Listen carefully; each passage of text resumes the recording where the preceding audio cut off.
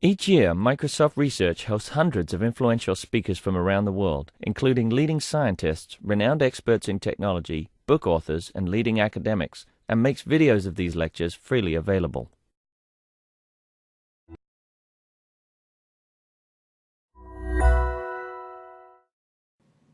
Okay. Let's go ahead and get started. I know this is a crazy day, and I'm really excited that our guest was able to join us. We've scheduled this a few times. So please join me in welcoming Dr. Juliet Schor. She's a professor of sociology at Boston College, also a member of MacArthur Foundation's Connected Learning Network. Before she joined Boston College, she was at Harvard University for 17 years in the Department of Economics and the Committee on Degrees in Women's Studies. She focuses on issues of time use, consumption, and environmental sustainability. I've got computation on the brain. She has several books. Many of you in the audience might be familiar with Sustainable Lifestyles and the Quest for Plenitude, case studies of the new economy.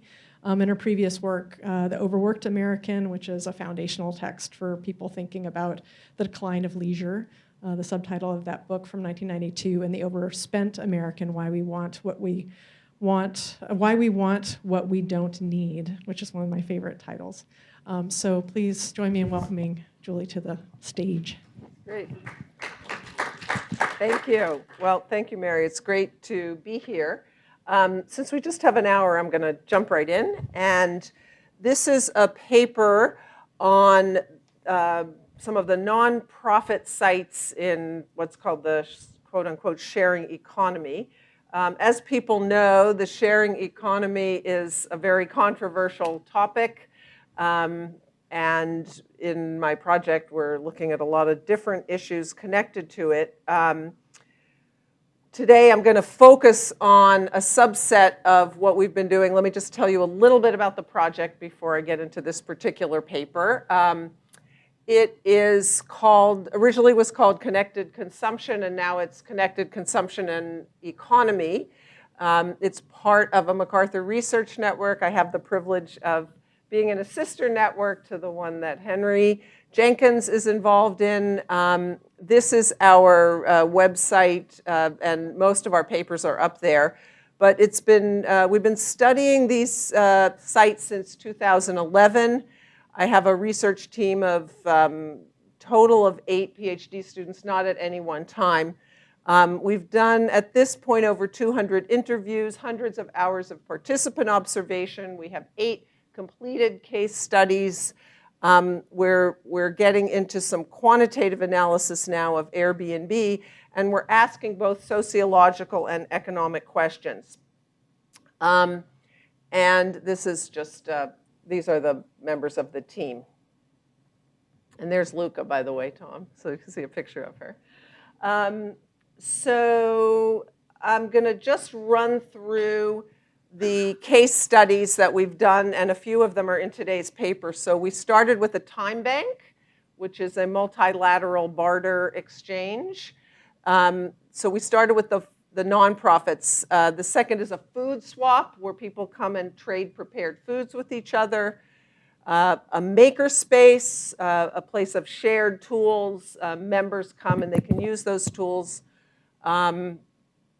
Airbnb, which of course everyone knows. Relay rides, recently rebranded as Turo. TaskRabbit, which is a platform, on-demand errands.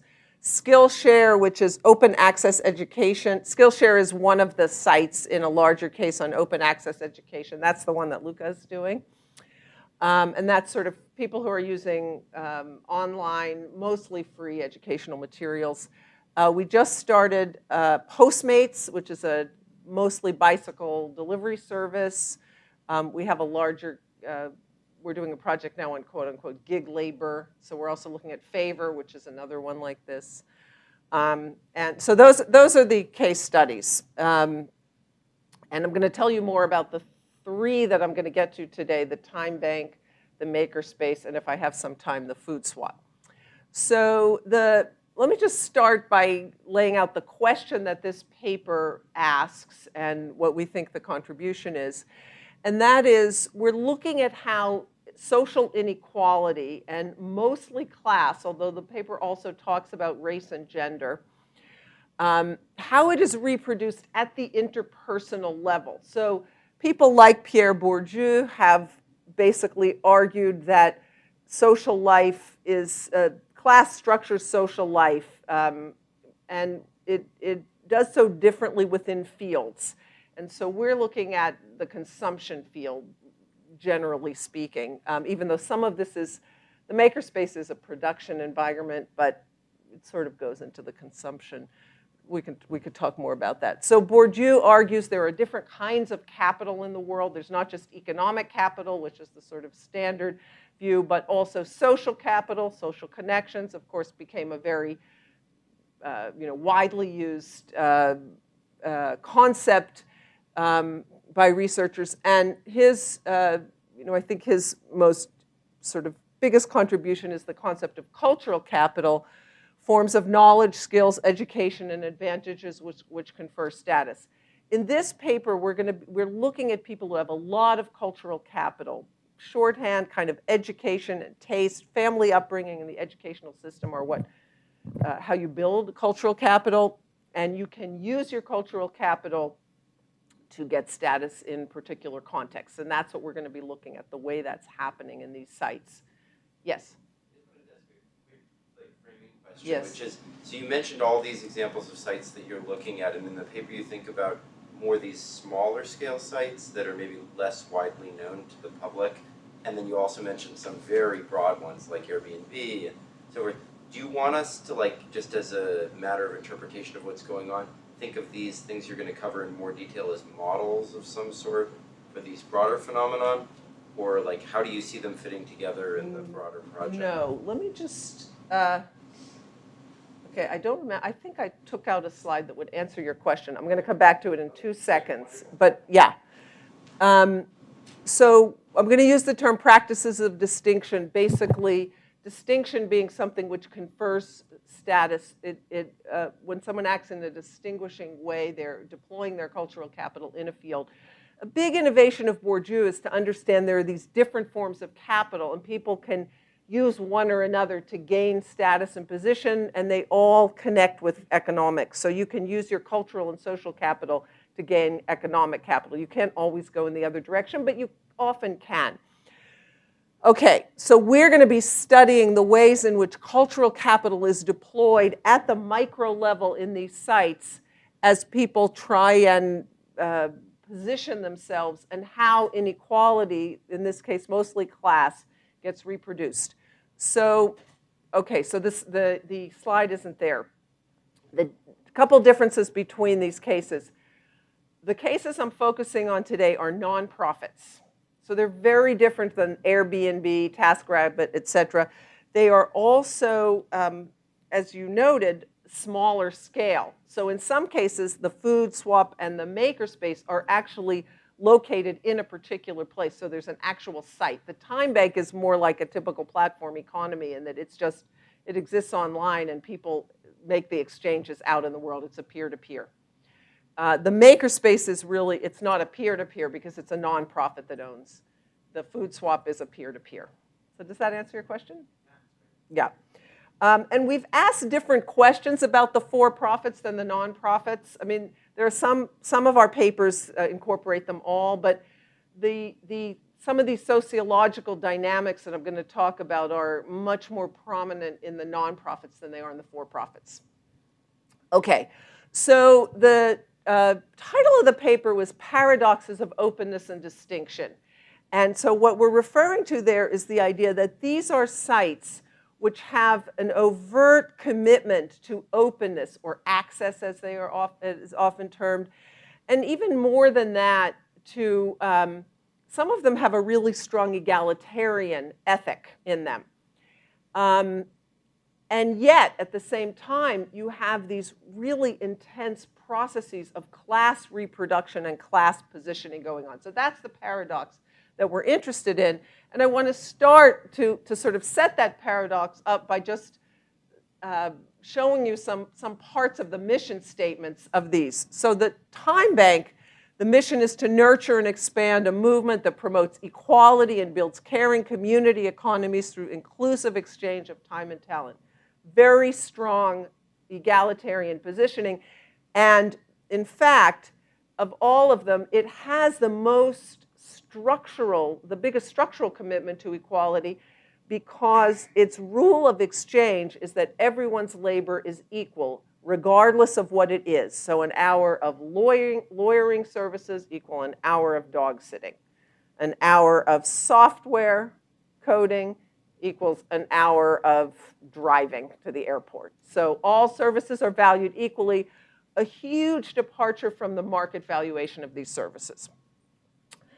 Craftworks, our makerspace, that's our pseudonym for it, is a nonprofit organization furnishing education tools, workspace, and community, strong focus on community there, to empower dedicated fabricators, including hobbyists, artists, and early-stage entrepreneurs.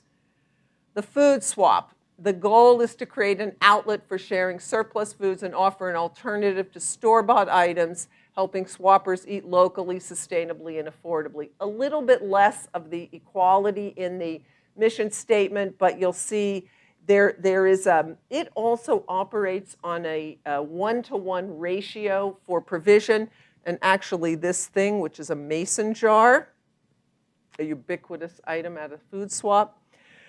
Mason jar, the terms of exchange at the food swap are mason jar for mason jar, which is a kind of weird thing, but that's how it actually works out. And then finally, Skillshare, which in this paper is the part of the online open access education space that we're talking about. Online learning community where the world's best experts teach World War skills, provide universal access to high quality learning. So all four of these sites have in their mission statements and in the discourse of both the founders and also the practitioners, the people who are at these places, they are all articulating this. Share what you referred to in the paper as Winterpreneur, sorry, yeah. Ooh, bad. Should have done that. Okay. All four sites are located in an urban area in the northeastern United States. To collect data, we conducted semi-structured interviews of 1 to 2 hours with participants and engaged in participant observation. Our sample consists largely of young adults aged 18 to 34 for various reasons, but they're also the sort of primary users and innovators in these spaces. For this paper, we're drawing on 80 interviews with active users and about 250 hours of participant observation. And if people want to talk more about the samples, I can do that. But let me move on to the cases. So I'm just going to talk about the class differences here, but I do want to flag that in the paper and in our research, of course, we found also a lot of evidence of race and gender dynamics, exclusionary dynamics on the basis of race and gender. Our sites are heavily gendered, so the food swap, for example, is nearly all female. The makerspace is 2/3 men at least, maybe more. The TimeBank also is very heavily female.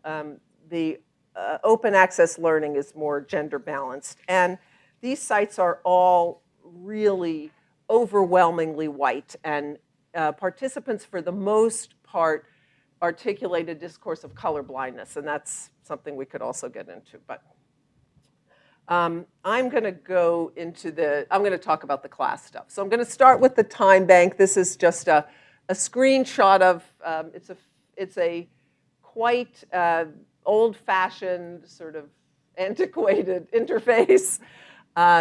When the people who run the TimeBank asked the users if they wanted to add ratings and reputation as a feature of this website. Particularly the older participants said, no, that's very un-TimeBanky. So it doesn't have ratings and reputation. And that is a part of why, or one of the dimensions of, I think, the finding that we have. So in interviews, participants highlighted the alterity or the otherness, the differentness of the TimeBank economy in relation to buying services on the market. Many are weary of the impersonality of market exchanges, and they cast their participation as a way of helping others or building community. Mandy, a coordinator at a nonprofit mentoring organization, explained that the TimeBank, quote, seems to be a much more balanced and healthy relationship where both parties feel important and valued, where there's a lot of mutual respect for everyone, and it's not as hierarchical as the economy system of regular financial markets.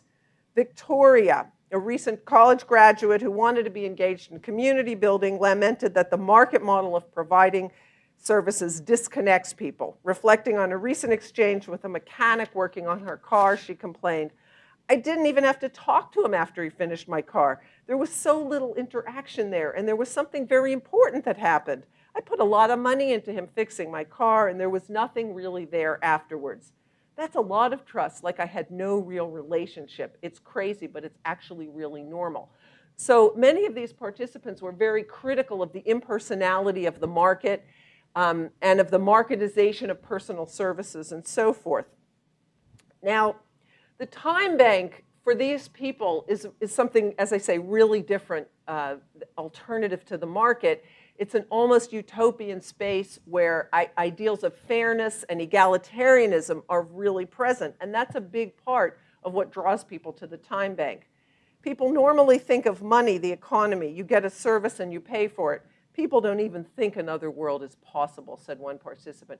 So they have a utopian orientation, and you can think about that one-for-one trading as a kind of utopian exchange rate because it is so much at variance with the big differences in what labor is valued on the market. However, the difference between people's stated values and their stated reasons for joining the TimeBank and their actual practices turned out to be quite significant. And in many cases, in quite a number of our interviews, people only realized the contradiction between the discourse that they were using and their actual practice in the middle of the interview. To understand it, so, oh yeah, and this is, I think I basically have gone over all this. Equal valuation, sense of worth about their own labor, people weary of the outsourcing of services. So here's the sample in the TimeBank, 21 female, 22 white, 8 mix of Asian, Latino, and Black. 29 of the 30 have BAs, more than half have MAs, and we have 4 PhDs. All, this is the really extraordinary thing. All had at least one parental graduate degree. So when you think about the US population and the fractions who have graduate degrees, this is an extraordinary number. It is so rarefied in terms of educational status. 28 of the 30 were raised in dual degree households, meaning both parents had a BA or more. These are people with super high cultural capital. They tend not to be income maximizers. There are quite a few downshifters and other folks, you know, people who were in financial services. We had one who became a closet organizer. So they're high cultural capital folks. So we found that they actually acted in ways that were at variance with the mission of the TimeBank.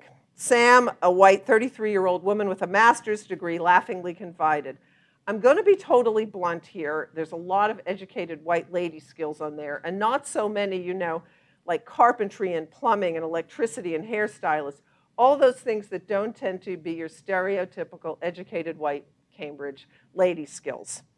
Many of our participants articulated similar sentiments. Sam went on, "What I love about the TimeBank is we could all be helping each other out with all the things we know how to do, getting to know each other in the process. At the same time, she feared that in practice, the bank, quote, replicates this weird segregation, which we already have all the time. Often the divergence took the form of members not offering their valuable, marketable skills in the TimeBank, leading to the abundance of the white lady skills bemoaned by Sam. Jill, for example, told us about how she refrained from offering skills she uses for her day job. Actually, no, I'm realizing the reason I don't offer it is because I think it's worth more, that I could get more money. I don't think we have Jill up here, but the point is that she she doesn't offer what she can do that's really highly valuable. Similarly, members who were professionally qualified in one area preferred to try their hand at skills they weren't qualified in. Corey, a lawyer and social worker, explained how the bank reminds you about all the areas of your life that you've actually learned things in, like gardening or home repair, things you never think of as skills because they're not on your resume. So instead of offering lawyer services, which people could really use at that TimeBank rate, she's offering gardening and home repair. Kelly, an energy healer who only gives introductory like a first session, and she won't give sessions after that. Or Melissa, a suicide prevention counselor, on the other side, won't accept a trade from someone who doesn't have a credential in it. Karen, a programmer, again, that's a valuable skill that lots of people could use on the TimeBank, expensive to buy in the market. She likes to put in thermostats. We also found a lot of overt snobism with respect to who people would trade with. So for example, Jen. Citing a background in marketing, Jen remarked that in the postings, quote, the way people express themselves and sell their offers guided her selection of trading partners, thereby privileging a particular high cultural style of written communication. When pressed for detail, Jen explained that the detail, professional presentation, and attractive wording of the offer helped her decide on trades. She described her aversion to quote, typos and sentence fragments.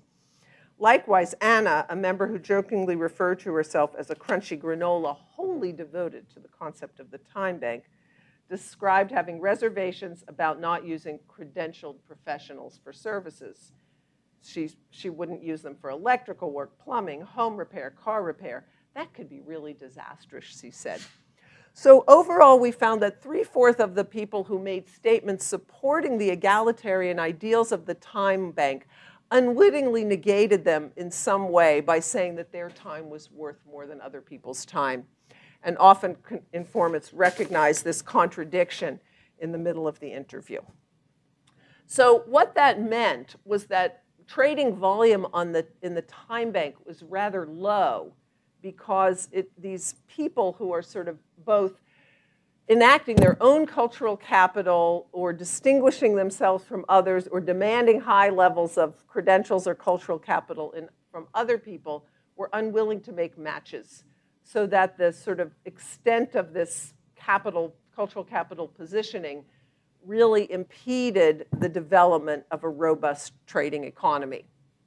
Now, this also happened in the food swap, which if I have time I'll get to, but let me now turn to, so that's a robust trading economy was elusive. In subtle and overt ways, many made distinctions between the worth of their time and that of others. Let me turn now to the Craftworks, which is the makerspace. And this is a place where we found rampant distinction practices. But they were able to develop some accommodations that allowed a lot of action, a lot of trading of time and skills to go on, but only in the context of a hierarchical economy. So although they had the ambition of a level community, an egalitarian community, in practice, they segregated into multiple spheres. So like the TimeBank, Craftworks positions itself against the conventional. So it's a place of creativity. It's a place that constructs itself as different from the world of work, from the world of mass consumption. So that's a really strong theme in a lot of the members' views. It's a place where a lot of innovation occurs, and it's a place where there's very little mundane activity. And this gives us a key or sort of an insight for the way in which distinction is made. And this is actually one of the more mundane things. I'm just giving you a few pictures from the place. This is Stompy, a hexapod robot being built by a group within the makerspace. Let me tell you something about our sample. Participants believe the membership is about 1/3 female. It never quite felt that way. The heavy users skew much more male. The space itself is highly segregated by gender. It's a very large space, and there are certain areas where women are. And these are the areas which are more into art, jewelry making, sewing, etc. And the more prestigious areas, the 3D printing, the robotics, etc., tend to be much more male. It's overwhelmingly white. We only once observed a non-Asian person of color working in the space, and that was over 18 months of participant observation. The interview sample for today that's in this paper is 21 people, 15 men, 6 women, 1 non-white. Mixed education levels here, because you have some high school dropouts who are very proficient in various tech areas and so forth. You also have people with grad degrees. And so there's a kind of subcultural capital that's also important in this space. So how do people position themselves, and what's the way, how does cultural and subcultural capital develop here? So one of the first things we figured out was that the way to get status in the space is for your activities to be as far from sort of the necessary, the instrumental, the economic as possible. So that's a big Bourdieusian theme. High cultural capital people step back from necessity. So they display their capital by showing how uninstrumental they are. So, for example, they do things like build bicycles that are only ever used once. I'll show you this. One of our interviewers, pseudonym Job, makes tables like this. They have holes in them. They're curved. So they're too big to probably even get out of the space. So one of the things in the interview is he talks about how unfunctional his tables are. An exercise machine that people can't use. Movie props. Burning Man, giant sculptures. We have a lot of burners there. Stompy the robot, they have no idea how when they finally finish Stompy, they're actually going to get it out of the space because it's too big. And what does it do? Well, pretty much what it can do is just walk on cars. So there's very little mundane making. We have one guy in our sample who's actually using the tools in the makerspace to fix his parents' furniture after a fire. Most of what's going on here is esoteric, distance from necessity, etc. We have a great, I don't remember if she made it into this paper, but we have a great informant who she's doing a lot of classes, and her goal, she makes sex toys, and her goal is to make a different sex toy in every workshop of the space, which are like 8 or 9 workshops. So a lot of pride about the non-functionality, the non-instrumentality of the thing. Here's another single-use bicycle. Here's another bike. Or they'll set up this and they'll have a competition with these bikes that people make. They do robot competitions, and they'll use these. They'll spend a couple weeks making a robot. They'll use it once, and that'll be the end of it. So that lot of marks of distinction for doing that. Second thing is that, so, just look at the time here. Yeah, okay. I'm not going to. So one of the things we found, let me just see what I have here. Okay, so what are the other dimensions of the subcultural capitals? Esoteric knowledge, and then sort of also subcultural capital gained through people sort of knowing a lot about these maker spaces and so forth. Making described as natural. At this point, I'm in a spot that I could either personally, like individually make or have made anything that is made, says Joey. So we also found in the interviews a lot of sort of bragging, name dropping. We did an analysis we found a sort of, identified a high status group. And then we did an analysis of the text, how often these people's names were used in other people's conversations so they could get sort of, they could get cred with the interviewer based on their social connections in the space. And so you have this high status group. It's very clear in the interviews. And you have one of the women, complaining, and some of the women also complained to us about this in-group.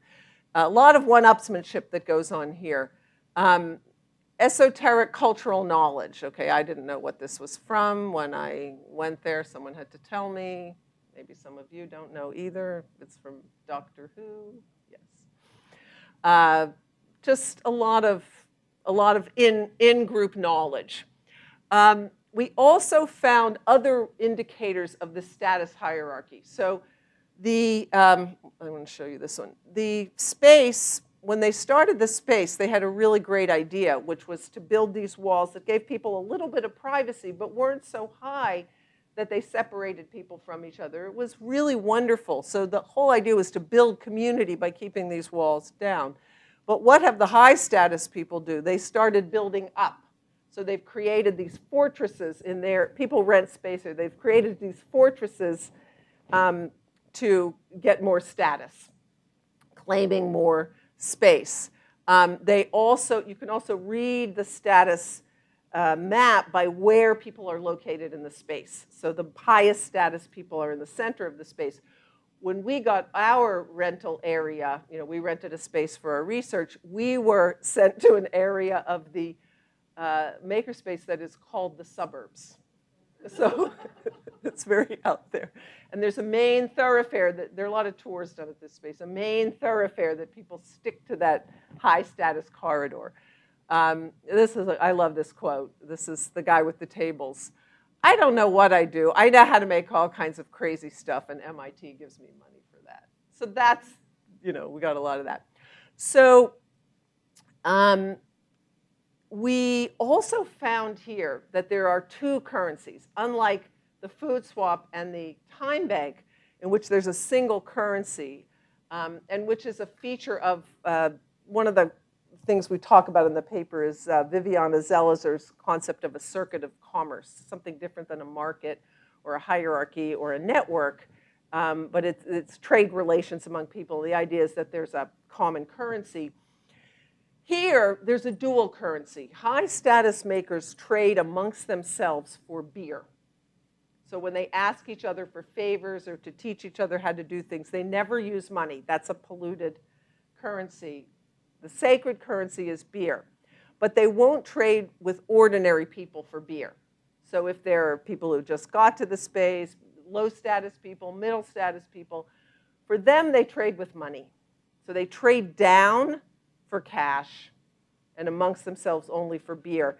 And it's part of how you get a lot of robust trading. If there was only beer or only money, you wouldn't have nearly as much trading because the high folks would be symbolically contaminated by trading beer with a low status folk, right? So they demand this low status currency. So in some ways, the makerspace is very, very successful because there is a lot of activity going on. There's a lot of teaching of skills. There's a lot of helping. There's a lot of skill transfer. There's a lot of collaboration and community. And yet, it's segregated by the currency segregates the trading circuits. Okay, let me just say one or two words about the food swap, and then I'll stop, and we'll have about 20 minutes for conversation. The food swap is a volunteer effort started by a few people, young professionals, urban professionals. One of the impetuses was that they had CSA shares, so subscription farming, where they'd get more produce than they could use, and they wanted to keep this connection with the farms going, and so they said, well, I've got all this, basil or all this kohlrabi, all this, what about if we had a food swap? We could prepare something with that, and then you trade it for other people. Of course, most of the CSAs are giving the same excess produce at the same time, but never mind. Anyway, that's their origin myth, was to use their CSAs. And so people come together, they make food, and then they trade it with each other. And the way it works is it's a monthly swap. There's a silent auction sort of portion. People walk around, they learn about the foods that are on offer, and then they put in bids on bid sheets. And then where there are matches made, people do trades. So what kind of stuff is getting traded at the food swap? Well, the first thing is it's all about homemade food. So you can't take something that you purchased to the food swap. All the food has to be homemade. Well, what does that really mean? And it turns out that not everyone's homemade food is acceptable or what they would call real food or honest food. So there's a big discourse around authenticity of food, real food, honest food. Local food is important, know your farmer, et cetera. One of the things we found was that consistent standards of evaluation failed to develop, and the trading volume was really low. In fact, our food swap collapsed in the middle of our research. It had sort of gotten down to just so few people. Although it had a steady influx of new people coming, and every year it would host a big cookie swap for charity, and it would get lots of people to that swap. So it had the ability to actually pull a lot of people into it because it had access to lots of people who were interested in this. But in the end, it failed, and it had to cancel swaps a lot, and only the founders would show up near the end and so forth. And what happened was the criteria for what is a homemade, what is swappable, was highly opaque, it was arbitrary, it was shifting. Now, they could have easily done something about this. They could have put up on the website, this is what we're looking for in the food swap, here are the do's, here are the don'ts, et cetera. And people suggested that to them multiple, but they didn't want that. For whatever, we can speculate about why. They preferred to have the food swap be a place where they could exercise their own foodie distinction, and even if it meant that in the end the food swaps failed. So homemade turned out to be rather opaque. Food had to be, on the one hand, a sort of part of the routine of daily life. So stuff that was too kind of special, too only for special events, didn't do well at the food swap. But the everyday foods had to be authentic and yet at the same time have exotic ingredients. So no brownies. You can't bake brownies, says one of the founders. Unless they're the most amazing brownies in the world. But everybody can bake brownies, so don't bring brownies. What is the ideal? The ideal was a lime marmalade. So a marmalade is an ordinary thing, but it's a different flavor. It's not orange marmalade. An orange marmalade wouldn't go, but a lime marmalade would. You're not allowed to bring processed food. You're not allowed to bring mason food. What was the other one? Oh, if your food has a story with it, it's highly valued. So there was a couple, actually they were grad students at MIT, who had a wedding, and they made favors for their, these people, pear butter. No, you do know these people, actually. Oh, yeah. Okay. I don't remember their names. Pear butter. It probably was in mason jars. Pear butter in mason jars. And they had a lot of favors left over, so they brought them to the food swap. It was one of the most popular items ever because it was connected to their wedding, so the personal dimension of it. I think you do. We'll get back on that. And then mason jars turn out to be mandatory. If you bring your food in a Ziploc bag, it will not trade. This was like the beginning of the mason jar craze. Okay. Food swappers demonstrate competency in the space by learning unspoken rules of the trade. While the food swap is discussed as egalitarian open spaces, they also serve as arenas for attaining foodie status and distinction. So one of the things about the food swap is that it's connected to the gastronomic field, which is a snobbish field, in a way that the makerspace wasn't so much. And that's a whole other, how then the status positioning is different in the two. And let me just end with one of the favorite quotes we have, Oreo truffles. So this was a new guy. Now, the veteran swapper asks, now are the truffles actually made of Oreo cookies? Yes, the new would-be swapper enthusiastically answered, pleased with his rearticulation of a store-bought product into an innovative form. Oh, well then I won't be able to trade with you because I can only trade for really homemade things, like made from scratch with no preservatives or chemicals or anything, because my friend doesn't eat processed foods. She only eats homemade things that she makes completely herself. So here you have a person who's, enthusiastic about his creativity and so forth, and he's getting this really harsh put down by one of the founders because he hasn't followed the rules of the swap. So let me end by just making a few general points. Good intentions are not sufficient to create truly open and accessible sites of exchange and commerce. You need a lot of explicit attention to the social dynamics of inequality that dominate in the larger spaces of our world. Whether if you're doing a food swap, whether thinking about the gastronomic field, or if you're thinking about the race and gender dimensions and so forth. The status positioning can be intense in these spaces. And we have a longer paper on the makerspace in which we basically argue that the lack of, because it's a totally leveled organization with no status hierarchy of any kind, like most organizations have some form of status hierarchy, although there's been a lot of, we couch it in terms of the leveling that's been going on in American organizations, workplaces in general. But when you're in that totally, in a world in which there are no status markers, cultural capital will rise as a really important form of status positioning because you don't have economic capital or social capital so much to structure. And that's a whole, we could talk about that. We've had two outcomes, the failures of exchange in the most egalitarian circuits, which I mentioned, the TimeBank and the food swap. The role of a dual currency system, which facilitated trades in the makerspace, but which also institutionalized inequality.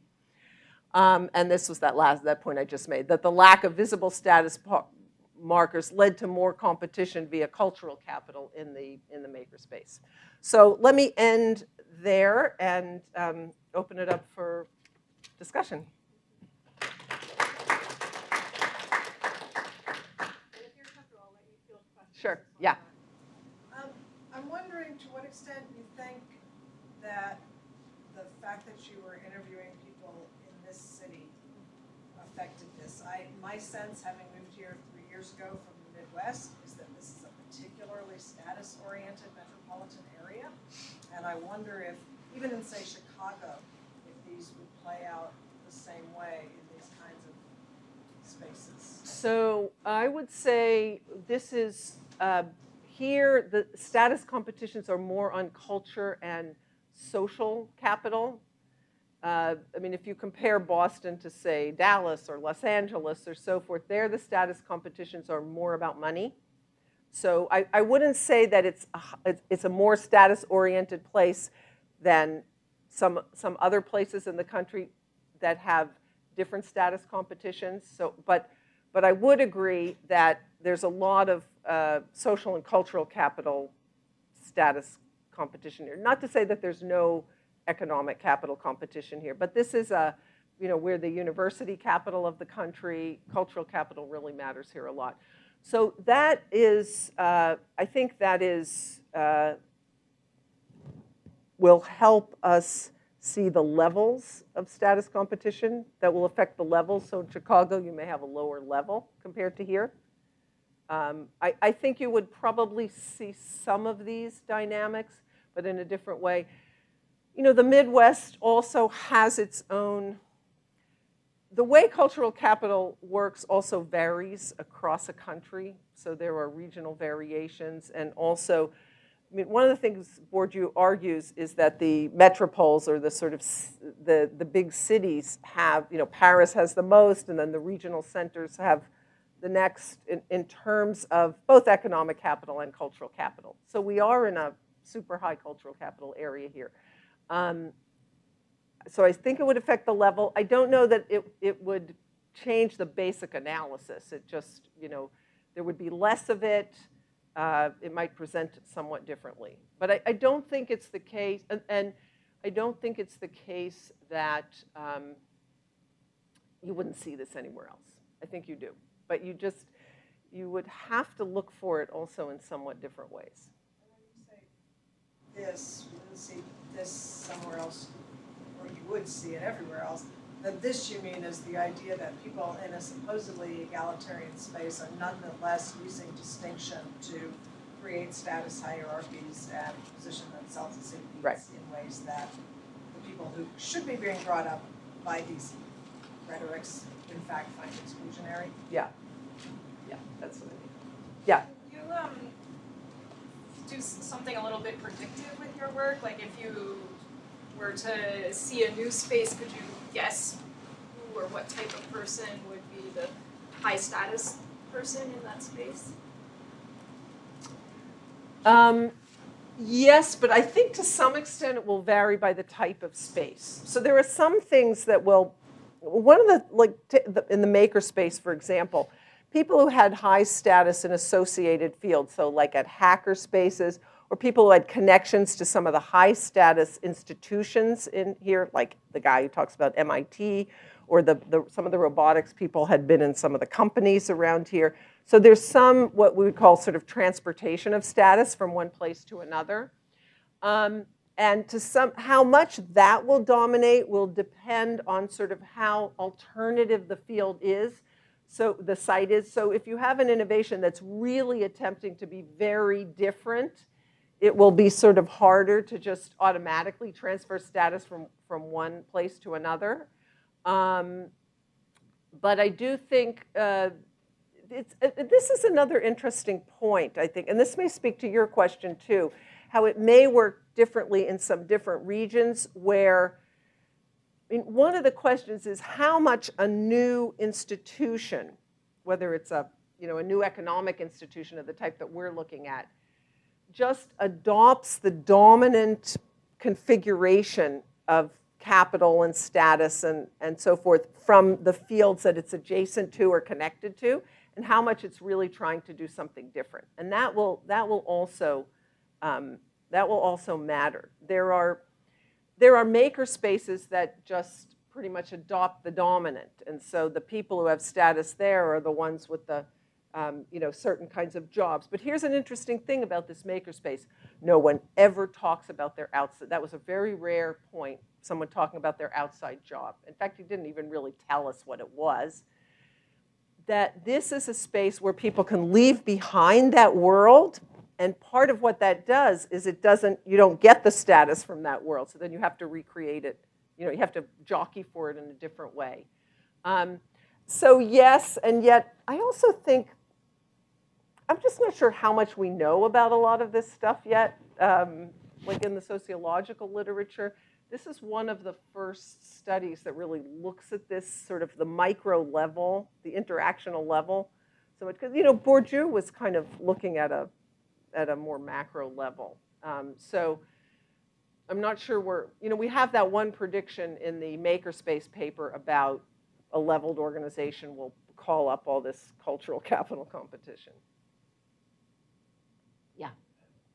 This is a 2-minute-part question, but just take apart that sentence, which I find provocative. Which one? Good intentions are Yeah. not sufficient. The first part of the question is, what would be sufficient? The second part of the question is, what is a truly open and accessible site? And the third question is, if that's true, then what role do quote-unquote good intentions or these ideologies play in these spaces, if not to do what's in the second part of the sentence? Well,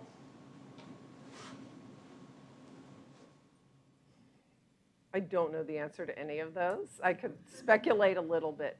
What would be sufficient? I mean, that's a like $64,000 question a lot of people are wondering about.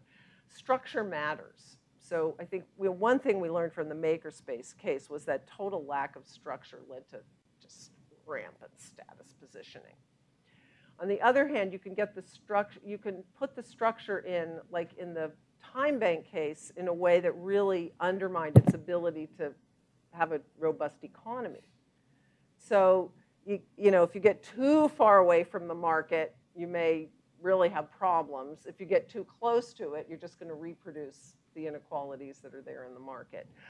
I think you need, clearly, and this is not from my work only or particularly, but I think a lot of work that's been done on particularly race and gender, reproduction of race and gender inequality would take in sort of more alternative context would take the view that you have to have a lot of very intentional process to see the ways in which these inequalities are reproduced, because a lot of it, and this is where Bourdieu is important, is very subtle. A lot of it is very subtle. And so you have to, be aware of because the thing about capital, cultural capital, is the way it's deployed is through, in Bourdieu's view, is through its naturalization. So it seems like it's natural. It doesn't seem like it's something that, so take something like, esoteric making. Like, you wouldn't immediately think of that, oh, that's a class strategy to do something esoteric.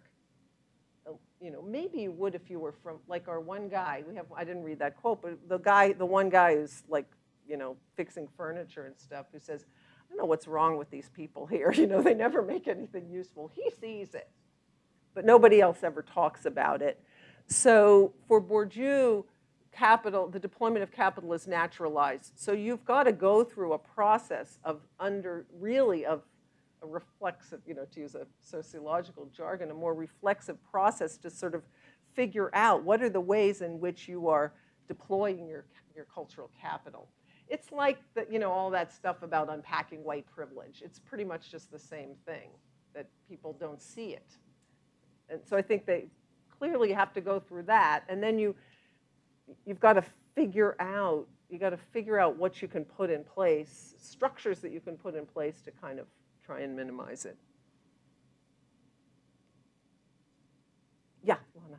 Okay, this is kind of a two-part question. So the first part is, I'm wondering if you see these findings in the context of the kind of historical changes from which they emerged. So a lot of these alternative economic practices emerged in the moment post-2008 financial crisis, when people were trying to rethink their relationship to the economy, and this kind of there was a massive cultural trend around rethinking economies and coming up with alternative ways of being in the economy and alternative ways of relating to people, and also a major crisis of institutions, of both financial institutions and democratic institutions, including things that would, state-based institutions that would traditionally provide social safety nets and that sort of thing. And so I wonder if you see this, and including the kind of status-based findings that you describe in relationship to kind of these broader cultural trends, and if you see if you see an evolution among your informants from a moment of optimism and excitement and rallying around the potential here, and then moving into a kind of disillusionment or a kind of paradox formation, I guess. And then also, just how does it relate to kind of larger institutions more generally? And then also, I know... Hold on one second.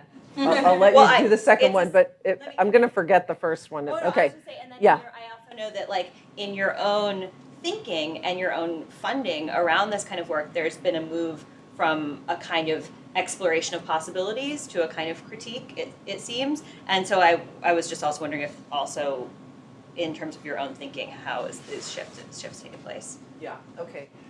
So, and I think my answer to this also will come back, maybe a better answer to yours. So, definitely the crash had an impact. We have a lot of people in our sample, particularly in the, less so for the nonprofits, because there's no monetary benefits here for the most part. A little bit you could get in the TimeBank, but for the for-profit sites where people are able to monetize their assets and so forth and their labor time, we have a lot of people with student debt or who were unemployed and so forth. So that's definitely there. And I do think for the nonprofit sites, that moment of possibility after the crash is important.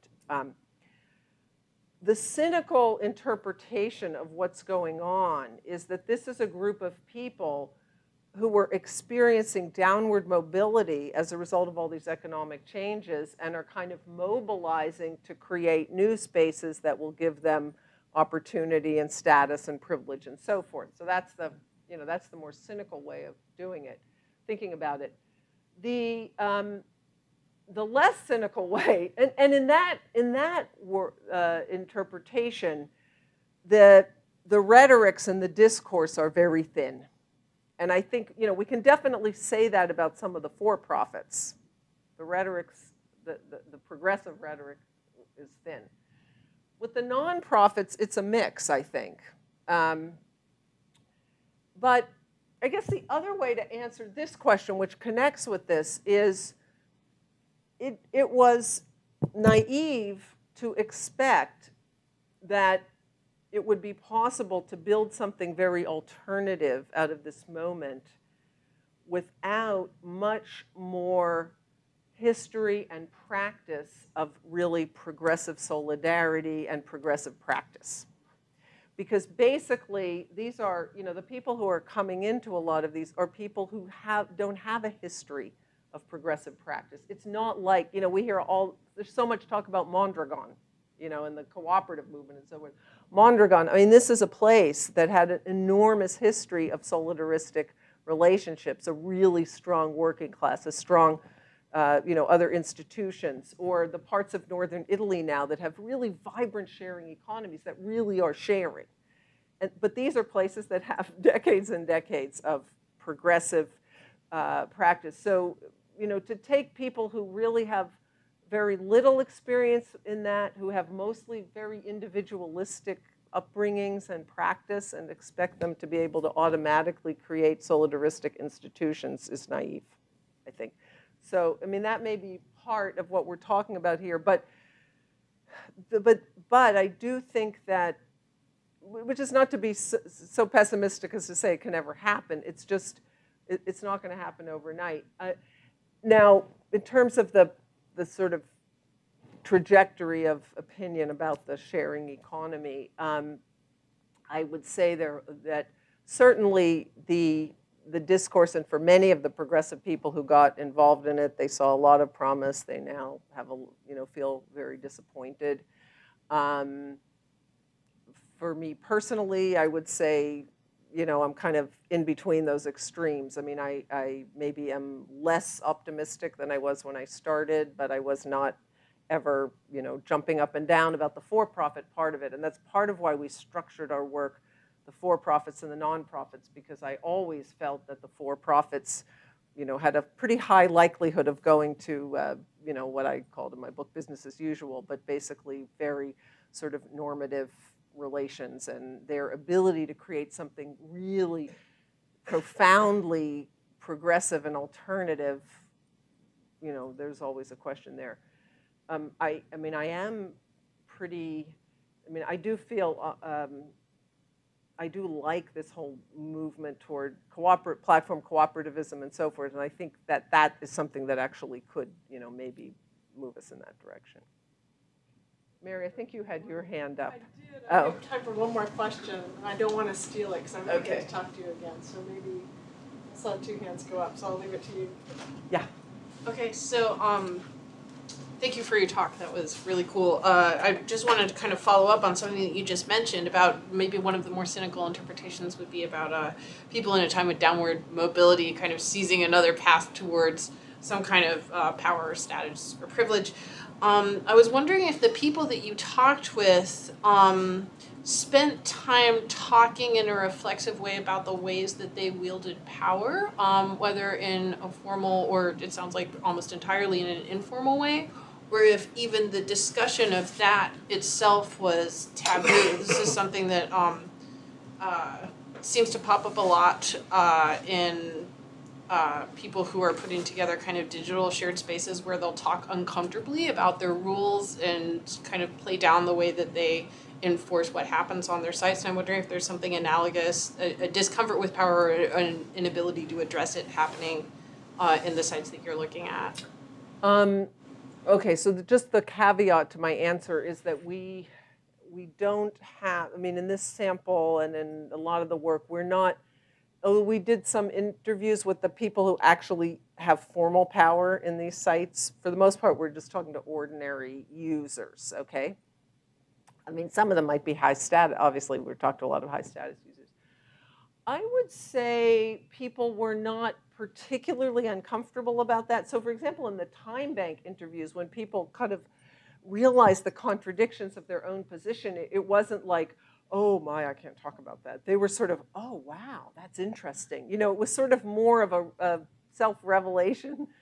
And so they were kind of open to that because a lot of these people are, I mean, I sort of, you know, maybe caricatured them a little bit. A lot of them are very earnest people with good intentions. I would say the most, kind of the least on that scale are maybe some of the really high status makers who are, you know, they will talk about, and they do talk about power because there's a lot of power, actually there's a lot of conflict in that space around governance and formal power.